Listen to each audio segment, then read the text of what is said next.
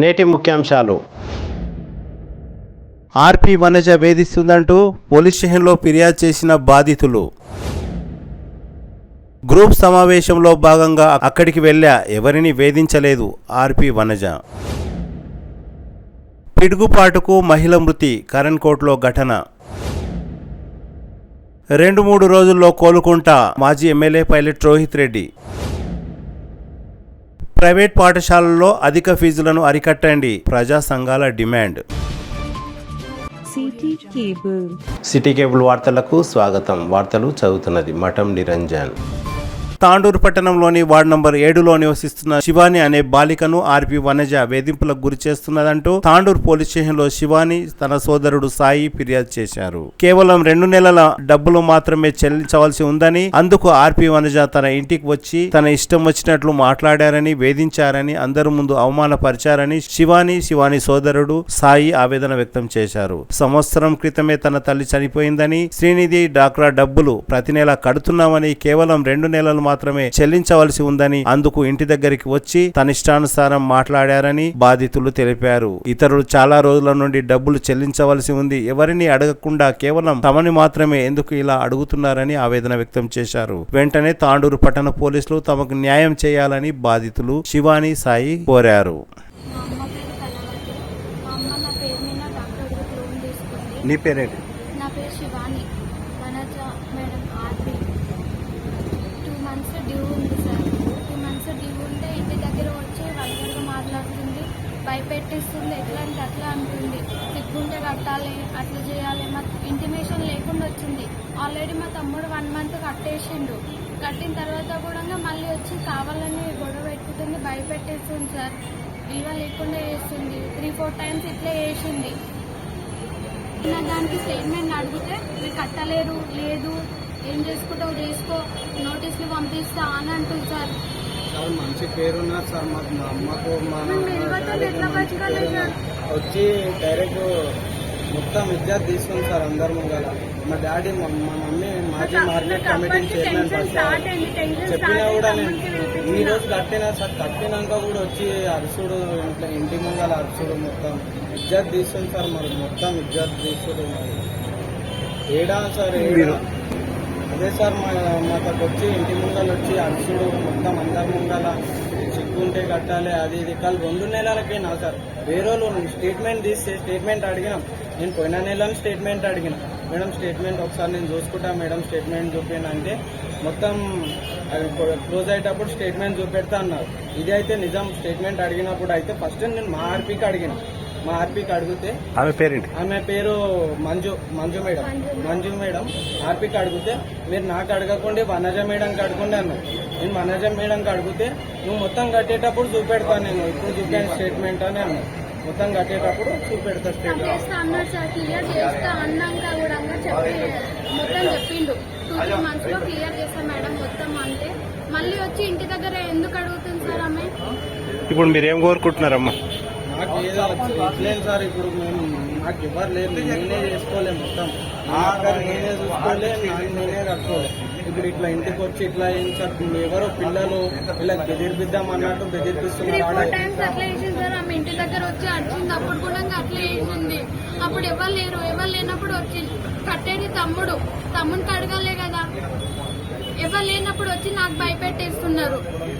ఎవరైనా భయపెడుతున్నారు? అవును సార్, నాకు ఫోన్ చేయాలి కదా సార్. ఆర్పి మేడం వనజ ఫోన్ చేసి సరే ఈమెనే భయపెట్టేస్తుంది. ఉంది కానీ కట్టేది నేను పైసలు. కానీ నాకు ఫోన్ చేసి దా ఇంటికాడికి వచ్చిన అంటే ఈమె భయపడి నాకు తొందరదా ఇంటికాడికి నేను కలెక్షన్ నా ఫైనాన్స్ చేసుకుంటా, తొందరదా ఇంటికాడికి, తొందరదా నాకు భయం అవుతుంది, తొందరదా అని ఫోన్ చేసిన సార్. ఫోన్ చేస్తే నేనేం చేయలేదు సార్. నేను కూడా చెప్పేట వరకు చెప్పిన సీదా ఈయనే కరెక్ట్ పిఎస్ గానే నాకేమన్నా అవుతుందని పక్కన తీసుకొని పిఎస్కి వచ్చిన సార్. ఇది 3 సంవత్సరాలు అయింది. అది 3 సంవత్సరాల కింద శ్రీనిధి లోన్ తీసుకుని సార్. శ్రీనిధి లోన్ తీసుకుని మా మమ్మీ ఎక్స్పైర్ అయ్యి 1 year అయింది. 1 year అయింది. నేను 2 months గ్యాప్ ఇచ్చినాడు. గ్యాప్ ఇచ్చి అట్లనే కట్టుకుంటూ వస్తున్నా. ఈ 2 months కంటిన్యూ చెప్పినా కూడా మేడం నేను క్లియర్ చేసుకుంటా మేడం, ఏం టెన్షన్ తీసుకోకుంటే ఈ 2 months అయింది కదా క్లియర్ చేసుకుంటా అని. ఇప్పుడు ఈ రోజే 5,200 కట్టి వచ్చినాక కూడా ఇంటికి వచ్చి అదే సిగ్గుంటే కట్టాలి, అది ఉంటే కట్టాలి అని ఇంటికి వచ్చి అందరు ముందర ఇజ్జత్ తీస్తుంది. వల్గర్గా మాట్లాడుతుంది. సిగ్గుంటే కట్టాలని అమ్మ చనిపోయింది. మమ్మీ పేరు డాడీ పేరు తీసి ఇజ్జత్ తీస్తుంది. అని అంటుంది. 10 మందిని పిలిచి అందరి ముంగట అడుగుతుంది. నా పేరు సాయి కిరణ్. నేను ఎన్టీఆర్ కాలనీలో ఉంటా, 7వ వార్డులో ఎన్టీఆర్ కాలనీలో ఉంటా. ఇది ఆర్పి వనజ మేడం అని ఉంటుంది, ఆర్పి మేడం. ఆ మేడం శ్రీనిధికి హెడ్ మొత్తం. ఏమైందంటే నేను 2 నెలలు డ్యూ కట్టిన, 2 నెలలు డ్యూ ఉండే. నేను చెప్పినా కూడా మేడం 2 నెలలు డ్యూ ఉంది కదా, క్లియర్ చేసుకుంటా మేడం, మొత్తం కట్టేసుకుంటా అని చెప్పి ఈరోజే పైసలు ఇచ్చి వచ్చినా. నేను మార్నింగ్ ఇచ్చి వచ్చినాక కూడా ఇంటికి వచ్చి అందరి ముంగల, బయట ఇంట్లోకి కూడా రాలేదు, అందరి ముంగల ఇజ్జత్ తీస్తుంది. నువ్వు సిగ్గుంటే కట్టాలి, మీ మమ్మీ ఎక్స్పైర్డ్ అయినప్పుడు కూడా కట్టలేవు, సిగ్గుంటే కట్టాలి, అది ఇది అని గలీజ్గా తిట్టింది సార్. మీ మమ్మీ పేరు ఏంటి? మా మమ్మీ పేరు కళావతి, మార్కెట్ కమిటీ చైర్మన్ అంటే Prasad market committee chairman. Gundepalli Pichappa మా డాడీ ఎక్స్పైర్డ్ అయ్యి 4 years అయింది, మమ్మీ ఎక్స్పైర్డ్ అయ్యి 1 year అయింది. అయినా నేను కట్టుకుంటాను వచ్చిన. 52,000 కట్టినా సార్ నేను. మా మమ్మీ పోయినాక కూడా నేను 52,000 కట్టినా. నేను నెలకు 12,000 కట్టాలి. నెలకు నేను 12,000 కట్టేది. నేను పోయిన నెల వేరేలాగా కట్టాలని 2 నెలలు ఆపినా ఈ నెలకు ఈరోజే కట్టి వచ్చిన 5,200 కట్టి వచ్చి ఆ గ్రూప్ లీడర్ ఎవరైతే ఉంటారో గ్రూప్ లీడర్కి చెప్పిన, నేను వచ్చే నెల అయినా మొత్తం క్లియర్, అప్ టు డేట్ మొత్తం క్లియర్ చేస్తా, ఏం టెన్షన్ తీసుకోకుండా మొత్తం క్లియర్ చేస్తా అని చెప్పి వచ్చినాక కూడా ఏదో ఇద్దరిని కాజబీ అని ఒక అబ్బాయిని తీసుకొని వచ్చి ఇద్దరు వచ్చి ఎట్లా అంటే అట్లా అరుస్తున్నారు ఇంటి ముంగాల. ఏమో వాళ్ళు మేమేం చేయము, ఇంకా వీళ్ళు చిన్నోడే, వీళ్ళకి ఎవరు వస్తారు అన్నట్టు నోటీసులు పంపిస్తా. ఇంకొకటి ఏంటంటే నేను బుక్లో రాపించుకోలేదు సార్. ఏమైంది, బుక్లో రాపించుకోలే అడిగిన ఎన్ని ఉన్నాయక్క అంటే నీకు తెలియదు అంటే, నాకు తెలియదు అక్క, నువ్వు రాసుకుంటావు కదా చెప్పాక అంటే, నువ్వేం కట్టలేవు, అసలు కట్టనే లేవు అంటుంది నాకు మొత్తానికి. నువ్వు కట్టలేవు, ఇప్పుడు నేను చూపెడతాను, నువ్వు కట్టలేవు అంటే, సరే అక్క నేను కూడా ఎవరికి చెప్పుకోలే వాళ్ళకి చెప్పుకుంటా అని నేను అన్నా. మొత్తం అంటే నేను నెలకు 5,160 కడతా, 5,160 కడతా. 2 గ్రూపులు, శ్రీనిధి డాక్టర్ గ్రూప్ 3,100, 3,140, ఇది శ్రీనిధి ఏమో 2,020 కడతా. ఇప్పుడు పేరు లీవ్ చెప్పమ్మా, లీవ్ ఏమన్నారు అది చెప్పు. లీవ్ ఏమన్నా లీవ్ గట్టిగా మీరు కట్టారా ఎట్లా అది నేనైతే నాకు తెలియదు. ఇప్పుడు తమ్ముడు కట్టేసిండు, 2 months నుండి డ్యూ ఉందని నాకు తెలియదు. కట్టేశాడు, కొంచెం ఇబ్బంది ఉంది అంటే అట్లా ఎట్లా కట్టారు అది ఇది అని ఇంటి దగ్గర వచ్చి అడుగుతుంది. సిగ్గు లేదా, కట్టనికే రాదా, అది ఇది అని అంటుంది సార్. వల్గర్గా మాట్లాడుతుంది. ఇంటిమేషన్ ఇవ్వలేదు, నాకు ఇవ్వలేదు. తమ్ముడు కాల్ రెస్పాన్స్ అయితేనే ఉన్నాడు, నాకు రెస్పాన్స్ ఇవ్వలేదు, నాకు ఇంటిమేషన్ ఇవ్వలేదు. లీడర్ నుండి గిట్ట ఏ ఇంటిమేషన్ రాలేదు. కావాలని వచ్చి ఇంటి దగ్గర అడుగుతుంది, ఇంకా తీస్తుంది మాకు. పోలీస్ స్టేషన్లో కంప్లైంట్ చేసిరా? ఇచ్చినాం సార్. ఏమని ఇచ్చారు కంప్లైంట్?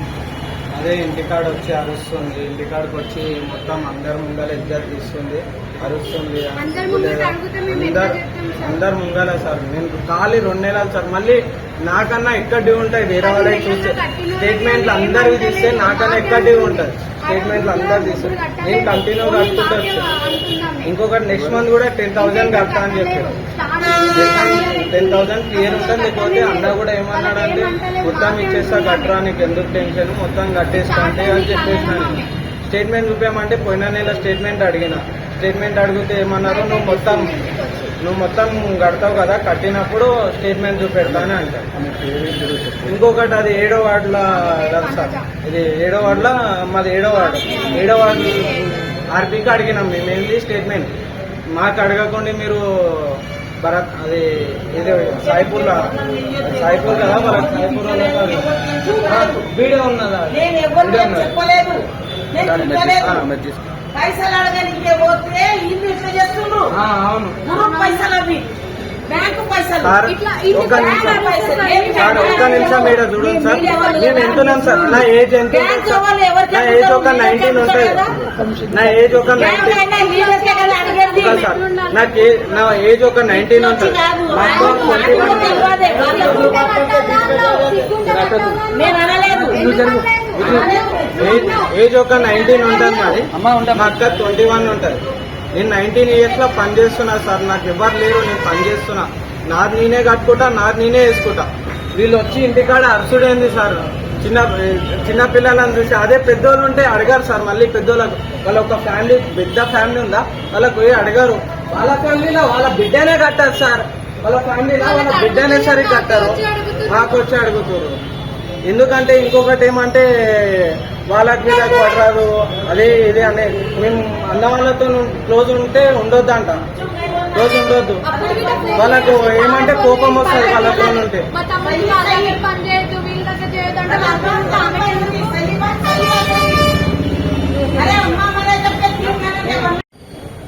మా అక్కకు నాకు ఏమన్నా అయితే మాత్రం వాళ్ళే బాధ్యతలు చూస్తారు. కాజాబీ ఇంకొకటి వనజ మేడం, ఇద్దరికి ఏమైనా అయితే మాత్రం వీళ్ళే బాధ్యతలు. ఇప్పుడు వాళ్ళ ఇంట్లో వచ్చి ఏమన్నా అంటే కానీ మేమేమన్నా, మాకు చిన్నపిల్లలను మేమేమన్నా వేసుకొని చనిపోతాం చూస్తారు. వీళ్ళ ఓకే టార్చర్. నాకు ఇప్పటికే టార్చర్ మస్తుంది. నెలకు నేను 12,000 కట్టాలి బయట, నెలకు 12-10,000 కట్టాలి. నాకు ఇది ఒక్కటి కాదు, మస్తుంది. నేను అన్నట్టు ఉన్నందుకు నాకు కరెక్ట్ ఉంది, కానీ నెలకు 10-12,000 కట్టాలి. ఇట్లే టార్చర్ చేస్తే నా నుంచే కాదు సార్, మా నుంచి ఏమన్నా అయితే వీళ్ళే బాధ్యతలు. మాకేమైనా సరే వాళ్ళే బాధ్యత సార్. ఏమన్నా వేసుకొని మేము చనిపోతాం. ఇట్లే టార్చర్ చేస్తే నా నుంచే కాదు సార్, మా నుంచి ఏమన్నా అయితే వీళ్ళే బాధ్యతలు. మాకేమైనా సరే వాళ్ళే బాధ్యత సార్. ఏమన్నా వేసుకొని మేము చనిపోతాం. ఇదే విషయంలో ఆర్పి వనజ విలేకరుల సమావేశంలో మాట్లాడుతూ తను ఎవరిని వేధించలేదని, తన విధిలో భాగంగా గ్రూప్ సమావేశంలో పాల్గొనడానికి మాత్రమే వెళ్లానని తెలిపారు. 2 నెలలు కాదు, పాతవి 4 నెలలు, మొత్తం 6 నెలల డబ్బులు కట్టవలసి ఉందని, గ్రూప్ సమావేశంలో చర్చించడానికి మాత్రమే అక్కడికి వెళ్లానని, ఎవరిని వేధించలేదని ఆర్పి వనజ తెలిపారు. తన అనుమతి లేకుండా శివాని సోదరుడు సాయి వీడియోలు, ఫోటోలు కూడా తీశారని ఆర్పి వనజ తెలిపారు. నేను ఎవరిని మందలించలేదని, ఎవరి ఇంటికి కూడా వెళ్ళలేదని, అక్కడ చాలా మంది ఉన్నారని, ఎవరిని అడిగినా నేను మందలించలేదనే చెప్తారని వనజ అన్నారు. తను నిజంగానే ఎవరినైనా వేధిస్తే ఎలాంటి చర్యకైనా సిద్ధం అని ఆర్పి వనజ విలేకరుల సమావేశంలో తెలిపారు. మీడియా మిత్రులకు అందరికీ నమస్కారము. నా పేరు వనజ. నేను భవానీనగర్లో ఆర్పీగా పనిచేస్తున్నాను. ఈరోజు జరిగిన విశేషంపై నేను ఎన్టీఆర్ కాలనీలో ఆశా జ్యోతి అనే గ్రూప్ ఉంది. అందులో శివాని అనే అమ్మాయి ఒక సభ్యురాలుగా ఉంది. 2022లో 80,000 8 లక్షల లోన్ వచ్చింది, bank loan. Srinidhi loan for మెంబర్కు 75,000 లోను, ఆ అమ్మాయికి 80,000 loan bank loan, 75,000 Srinidhi loan కొట్టియడం జరిగింది. అప్పట్లో వాళ్ళ అమ్మ బ్రతుకున్న తర్వాత ఒక 4 నెలలు కట్టిన తర్వాత వాళ్ళ అమ్మ చనిపోయింది. చనిపోయిన తర్వాత నేను వాళ్ళకు నా సాయం ఏందో నేను ఆ రోజు పోయినా, నేను చూసిన వచ్చిన. అయినా కూడా 2 months వరకు, 2 నెలల వరకు నేను వాళ్ళని డబ్బులు అడగలేను. 2 నెలల తర్వాత ఆ అబ్బాయికి ఫోన్ చేసి, సాయి ఏమైంది, ఎట్లా మరి ఏంది అని అడిగితే ఏమైనా అవకాశం ఉందా అక్క అని నన్ను అడగడం జరిగింది. అడిగితే అమ్మ పేరిట ఏదైనా ఇన్సూరెన్స్ ఉన్నదంటే అవకాశం ఉంది, అక్కడ డబ్బులు తెచ్చి ఇక్కడ క్లోజ్ చేసుకోవచ్చు అని చెప్తే సరే అని చెప్పి చూసుకొని, లేదక్క ఏం లేదు అన్నాడు. లేదు అంటే నేనేమన్నా, లేదు నాన్న ఇదైతే మాఫీ కాదు, ఒకవేళ మెంబర్ మీద ఉంటే, అమ్మ మీద ఉంటే మాఫీ అవుతుండే, ఇది అక్క మీద ఉంది కాబట్టి ఆ డబ్బులు మాఫీ కావు, ఇది కట్టాలి అని చెప్పి అంటే నాకు కొంచెం టైం ఇవ్వక్క అని అడగడం జరిగింది అబ్బాయి.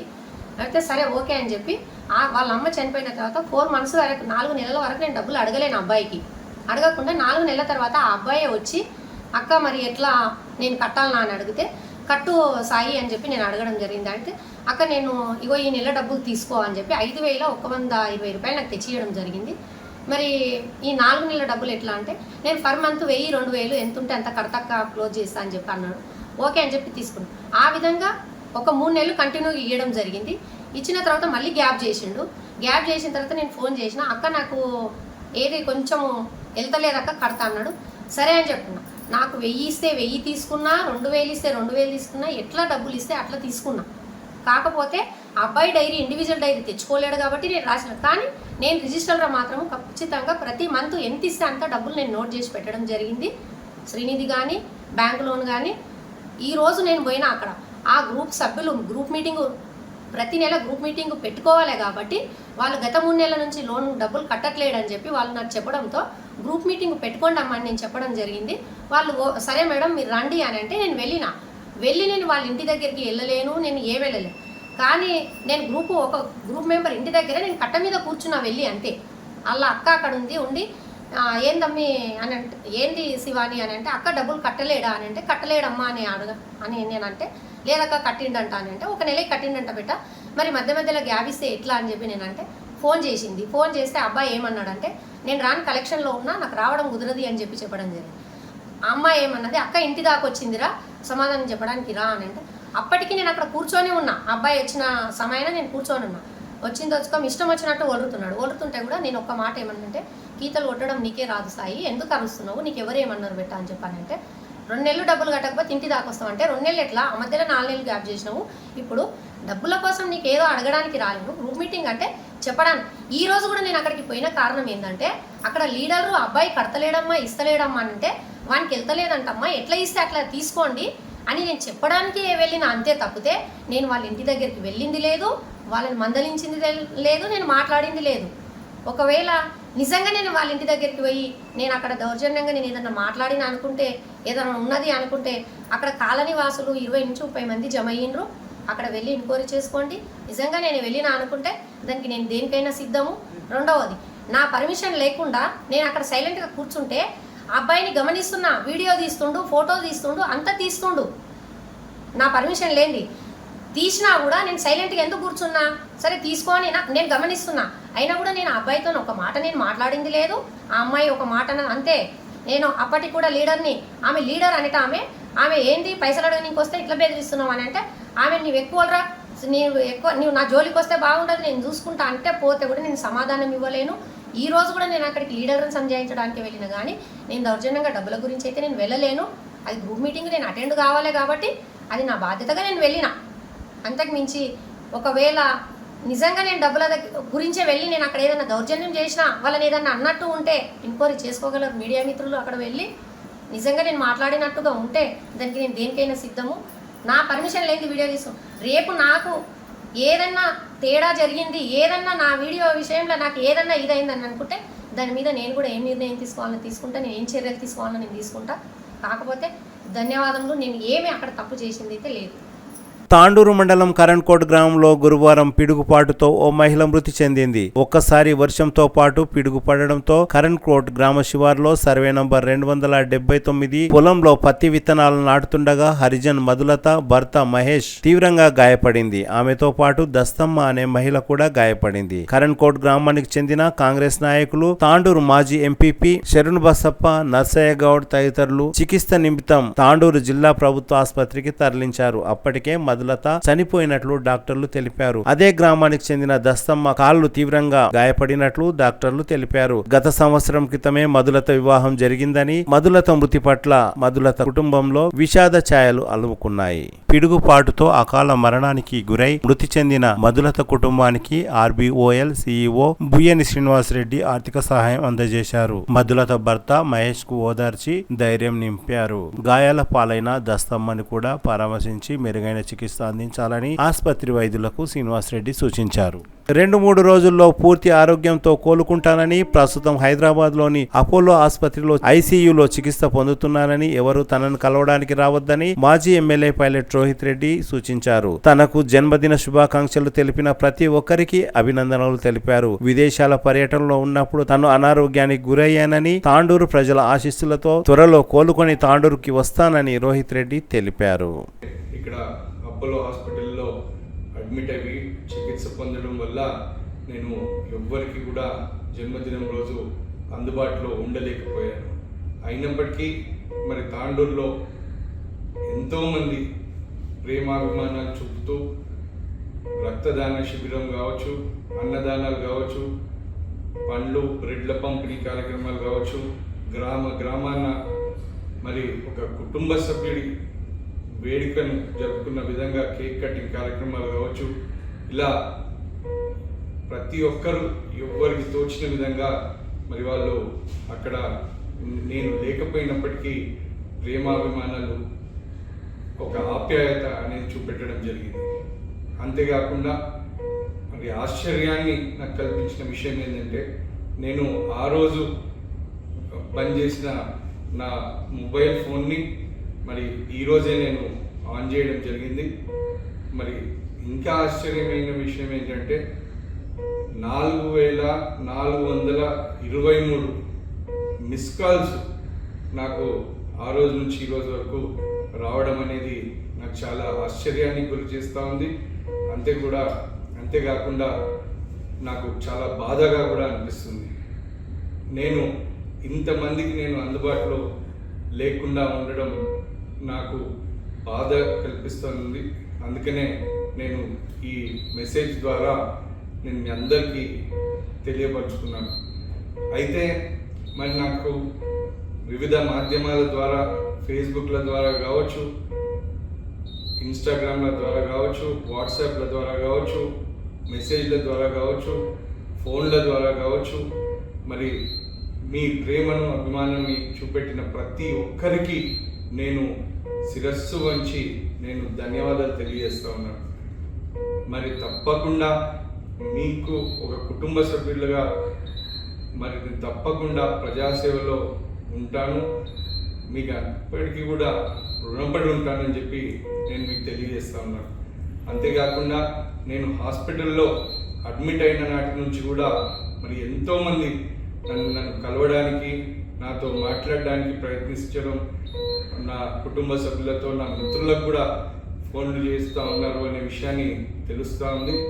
నేను మీ అందరితో ఒకటే విజ్ఞప్తి చేస్తూ ఉన్నా, మీ అందరి ఆదరణ, అభిమానం, ప్రేమ వల్ల నేను సురక్షితంగా ఉన్నాను. అయితే 2 రోజుల ముందు ఇంకా కొంచెం క్షీణించడం వల్ల నన్ను ఐసీయూలో పెట్టడం జరిగింది. అందువల్ల నేను ఎవరికి కూడా అందుబాటులో లేను. కాకపోతే ఇప్పుడు ఆ భగవంతుని దీవెనలు, మీ అందరి ప్రేమాభిమానాలు తోని చాలా వేగంగా నేను రికవర్ అవుతా ఉన్నాను. రాబోయే 2-3 రోజుల్లో నేను తప్పకుండా పూర్తి ఆరోగ్యంతో నేను బయటికి రాబోతా ఉన్నాను. వచ్చిన తర్వాత తప్పకుండా నేను మీ అందరినీ కూడా కలుసుకుంటాను అని చెప్పి నేను తెలియజేస్తూ, మరి తప్పకుండా ఇది నేను ఎన్నటికీ మర్చిపోలేని విషయం. మరి ఇంత ఆ జన్మదిన విషయమే కావచ్చు, అదేవిధంగా నా అనారోగ్యం పట్ల మీరు చూపించుతున్న ఒక కన్సర్న్నెస్ కావచ్చు, మరి దీన్ని నేను ఎన్నటికీ మర్చిపోలేను. తప్పకుండా నేను మీకు రుణపడి ఉంటాను. మీ అందరికీ కూడా మళ్ళొక్కసారి శిరస్సు వంచి ధన్యవాదాలు తెలియజేస్తా ఉన్నాను. అంతేకాకుండా ఎవ్వరు కూడా దయచేసి ఇక్కడికి హాస్పిటల్ దగ్గరికి రాకండి. ఇది ఐసీయూ అవ్వడంతో మరి దీంట్లోకి ఎవరిని కూడా రానివ్వడం లేదు. నేనే ఒక 2-3 రోజుల తర్వాత బయటకు వచ్చిన తర్వాత అందరినీ కూడా కలుస్తానని చెప్పి నేను మీకు తెలియజేస్తూ, మీ పైలట్ రోహిత్ రెడ్డి. నమస్కారం. తాండూరు పట్టణంలోని ప్రైవేట్ పాఠశాలల్లో అధిక ఫీజులను అరికట్టాలని, అనుమతి లేని పాఠశాలలపై చర్యలు తీసుకోవాలని, Narayana school, Chaitanya school, Saint Mark jubilee స్కూళ్లపై చర్యలు తీసుకోవాలని ప్రజా సంఘాల ఆధ్వర్యంలో డిమాండ్ చేశారు. తాండూరు మండల విద్యార్థి కార్యాలయంలో వినతి పత్రాన్ని అందజేశారు. ఈ కార్యక్రమంలో సిఐటియు జిల్లా ఉపాధ్యక్షులు శ్రీనివాస్, చంద్రయ్య, రవికుమార్ తదితరులు పాల్గొన్నారు. అయితే ప్రభుత్వ నిబంధనలకు విరుద్ధంగా ప్రైవేట్ స్కూల్స్ వాళ్ళు యజమాన్యాలు చేస్తున్నారు కాబట్టి చట్టపరమైన చర్యలు తీసుకోవాలని చెప్పి ప్రజా సంఘాలుగా డిమాండ్ చేస్తున్నాం.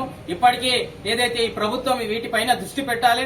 పేదలందరినీ గిట్ట విచ్చలవిడిగా దోపిడీ చేస్తుంది. ఏంటిదంటే కాలేజీలు, స్కూల్స్, ఏదైతే ప్రైవేటు హాస్పిటల్స్ వీటిపైన దృష్టి పెట్టకుండా ఈరోజు ఏదైతే పేదలకు విద్య, వైద్యం ఉచితంగా కల్పించకుండా దోపిడీకి గురి చేస్తున్నటువంటి పరిస్థితి ఉంది.